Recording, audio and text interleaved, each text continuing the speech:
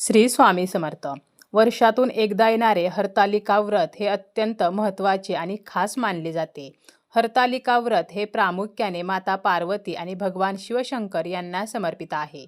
विवाहित महिला आपल्या पतीच्या दीर्घायुष्यासाठी, सुखी वैवाहिक जीवनासाठी आणि आपल्या कुटुंबाच्या कल्याणासाठी हरतालिका व्रत करत असतात. तर कुमारिका मनासारखा आणि योग्य जीवनसाथी मिळावा या इच्छेने हरतालिकेचे व्रत करत असतात. भाद्रपद महिन्यामध्ये येणारे हरतालिका व्रत हे तृतीया तिथीला केले जाते आणि दुसऱ्या दिवशी गणपती बाप्पांची स्थापना केली जाते. म्हणजे हरतालिका व्रताच्या दुसऱ्या दिवशी गणेश चतुर्थी येत असते. या दोनही दिवसांना भाद्रपद महिन्यामध्ये विशेष महत्त्व आहे. यंदा मात्र हरतालिका आणि गणेश चतुर्थी दोन्हीही एकाच दिवशी आलेले आहेत.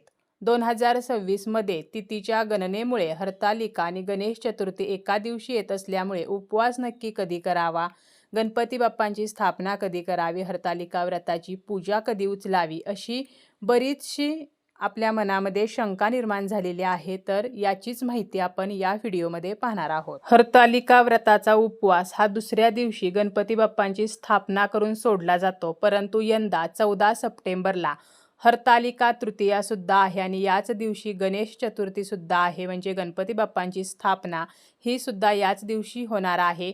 एकीकडे माता पार्वती आणि शिवशंकर यांची पूजा, तर दुसरीकडे विघ्नहर्ता गणरायाचे आगमन, असा दुहेरी धार्मिक योग हा एकाच दिवशी जुळून आलेला आहे. हरतालिका व्रत जे आहे तर या व्रताचा उपवास केला जातो. काही महिला निर्जला व्रत करतात तर काही फलाहारी व्रत करत असतात. हरतालिका व्रताची पारंपरिक पद्धत पाहिली तर अनेक महिला हे व्रत दिवसभर उपवास करून करत असतात आणि दुसऱ्या दिवशी हा उपवास सकाळी हरतालिकेची उत्तर पूजा करून त्यानंतर सोडण्याची पद्धत आहे. आता यंदा 14 सप्टेंबरलाच गणेश चतुर्थी असल्यामुळे थोडीशी वेगळी परिस्थिती निर्माण झालेली आहे. तृतीया तिथीची सुरुवात ही 13 सप्टेंबर 2026ला सकाळी 7:08 होणार आहे आणि तृतीया तिथीची समाप्ती 14 सप्टेंबरला सकाळी 7:06 होणार आहे. 14 सप्टेंबरला सकाळी ही तृतीया तिथी जी आहे तर ती संपणार आहे. यानंतर चतुर्थी तिथी जी आहे तर ती सुरू होणार आहे. त्यामुळे 14 सप्टेंबरलाच हरतालिका व्रत हे करायचे आहे आणि उपवास सुद्धा 14 सप्टेंबरलाच करायचा आहे. त्याचप्रमाणे गणपती बाप्पांची स्थापना ही सुद्धा आपल्याला 14 सप्टेंबरलाच करायची आहे. हरतालिका पूजेसाठी जो मुहूर्त आहे तर तो सकाळी 6:26 पासून ते 7:06 असणार आहे आणि अगोदर आपल्याला हरतालिकेची पूजा करायची आहे आणि यानंतर आपल्याला गणपती बाप्पांची स्थापना जी आहे तर ती दुपारच्या वेळेमध्ये करायची आहे आणि गणपती बाप्पांच्या स्थापनेसाठी अभिजित मुहूर्त दुपारी 12:09 पासून ते 12:58 असणार आहे.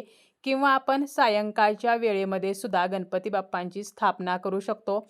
संध्याकाळी 6:42 पासून ते 7:05 आपण गणपती जे आहेत तर ते बसवू शकतो. जरी हरतालिका आणि गणेश चतुर्थी एकाच दिवशी येत असले तरी सुद्धा आपल्याला संपूर्ण दिवसभर 14 सप्टेंबरलाच उपवास जो आहे तर तो करायचा आहे.